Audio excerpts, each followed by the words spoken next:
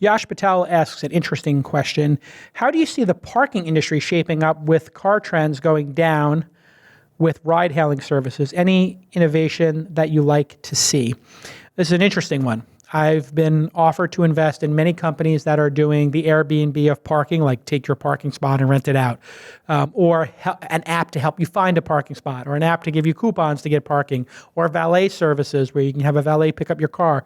All of these companies are on the wrong side of a downward trend. It's like trying to sell software to newspapers. There was a period of time for decades, 4 or 5 decades, where magazines and newspapers were great customers because they were growing, they were booming, and they had more ad pages and more ads and more classifieds and more subscribers, and they had money sloshing around, and they were willing to spend it, and they were trying to grow, and they had competition, and there were many different newspapers, and then the internet happened, and all of a sudden, newspapers are the worst customers you have, because by the time you sell somebody your software or your solution at a newspaper company, that person is fired or let go or takes a buyout 6 months into the process. It's the same thing with parking. If you think there's a future in parking, you're crazy. There's literally people are not gonna own cars, let alone need to park them. In fact, the opportunity might be taking all the parking garages in the world and all the parking spaces in the world and figuring out what to do with them. Just like all the malls in America are starting to deprecate and people don't know what to do with them. What is this operating system? What is this platform of a mall? What do we do with them? You go to a mall because you can get everything at a mall. You know what's also a mall? Amazon or Walmart.com or Target.com. Why would I ever go to a mall when I have Zappos and I have Instacart and I have Netflix and I have a 7-inch monitor? Like, all the reasons to go to a mall are gone. They're dying, and all those parking spots around it are going away. All this concrete, they tore down a park to put up a parking lot. Like, we're going to turn all these things back into parks. They literally should take all of these strip malls and all of these malls and just literally turn them into college campuses or dorm rooms or apartments and co-working spaces.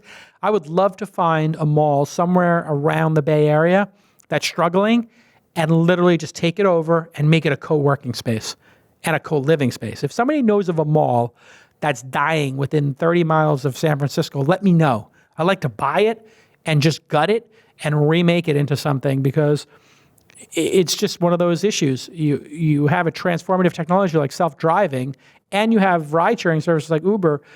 What person is ever going to buy a car again if they can take a $5 Uber pool around town? It makes no sense, because the parking on the other end of the trip is going to be $15 or $25, or your car is going to get broken into, insurance, all of this stuff. Nobody wants to own cars.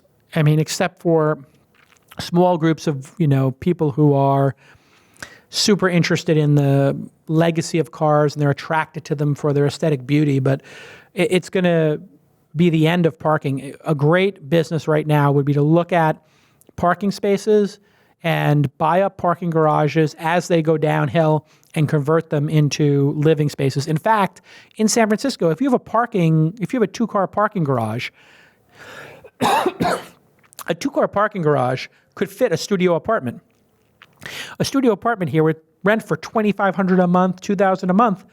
If you can rent it for $2,000 a month, why not convert your garage into an apartment and then take Uber for the $30,000 a year you're going to make with that money, and you're going to make $30,000 in rent, plus you're not going to have the expense of the 2 cars, which is probably another $30,000. You have $60,000 to take Ubers all year. You'll be able to take a Lux or an SUV everywhere you go and be driven. So, wrong side of history. When I hear startups that want to make better fax software, which there were literally startups 15 years ago that were going to digitize the fax, and I was like, you're gonna digitize the fax? I think that's called email. I think you're on the wrong side of history. You don't ever want to go to a beach where the tide is going out. I don't know how many metaphors I have to use, people, but if the tide's going out, the surf is not going to get better.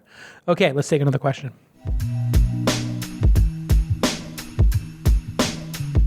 Let me take a moment to thank Squarespace for, first of all, making amazing software. I was just working on one of the new projects I'm working on. You may have heard of television show.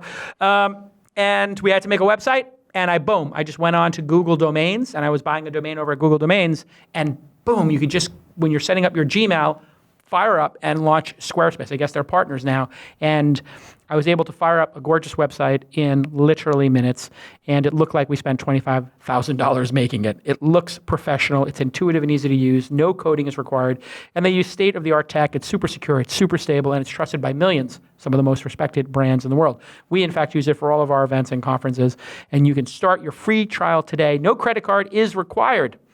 And you'll get a free domain name if you sign up for a year. I'm an idiot. I did it wrong. I signed up at the wrong domain place. I didn't know that I would get a free domain. I got to go back and do that next time. If you decide to sign up for Squarespace, if you do decide that you're going to sign up for Squarespace, which I'm sure you will, just use the promo code TWIST and you'll get 10% off your first purchase. It is an amazing, amazing product. It's super easy to use, and they keep adding features to it, which is one of the great things about the software as a service movement. They keep getting more people loyal to the product. They keep being able to hire more product managers, developers, and researchers to figure out what to make next. And boom, they make amazing product, and they keep the price the same. So things are getting better and better over there at Squarespace. I love the product. Go ahead and follow at Squarespace.